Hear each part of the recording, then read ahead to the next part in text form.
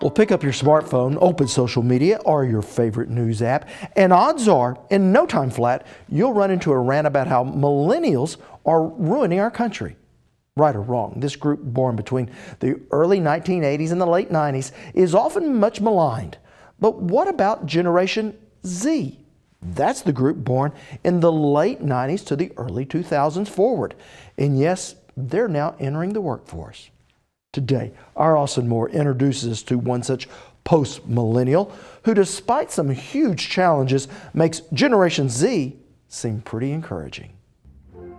Spring graduation at the University of Central Oklahoma brought all the expected emotions to the Pantoja family. My mom said she cried. I couldn't see her, but she said she cried almost the whole time. But this event was hardly a given for this family of hardworking immigrants, having come to the U.S. from Durango, Mexico, only 25 years ago. And my dad just looked for a job and found a job in roofing, and he's worked in roofing ever since. Hot weather, cold weather, any weather, except if it's raining, but he's always out there working. And then my mom too, she cleans houses every day of the week on her own, so she's been doing that ever since she got here too. A pair of young parents working and sacrificing for the betterment of their children while waiting patiently on our beleaguered immigration system. But for Joana and her brothers, school was filled with hard lessons. When I was in elementary school, trying to do my homework, they didn't know English.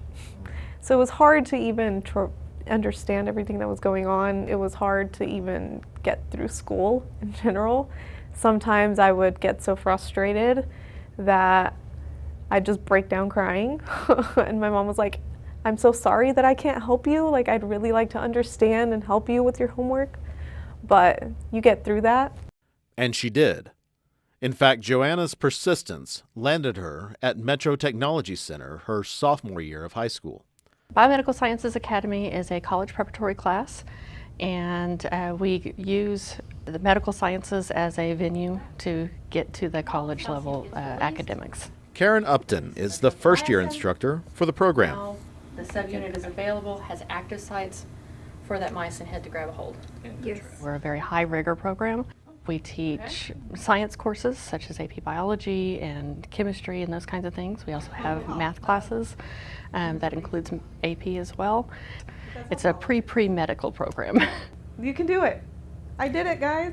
Joana credits the teachers in this program with preparing her for later success. I felt really connected to my 3 teachers here at Metro Tech. I felt like I could really talk to them, ask them anything, and they were there to give me advice and support me in anything I wanted to do. But she also credits the intensity of the program. Life is tough, and college is tough, and if we make it easy, then they're not going to have the skills that they need in order to be successful.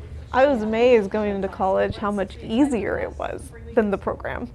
I thought it was easier than the program. I know a lot of people tell me don't go and tell incoming students that it was a lot easier, because then they're not going to try. And I was like, well, what I felt going in was that it was a lot easier because all of my first basic courses were things I had already been taught here.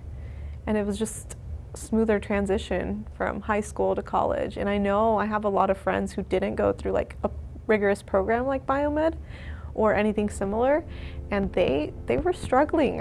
A lot of them were looking for tutors, and I know my first year I was just breezing through school. I mean, I got through my first year still with the 4.0, so.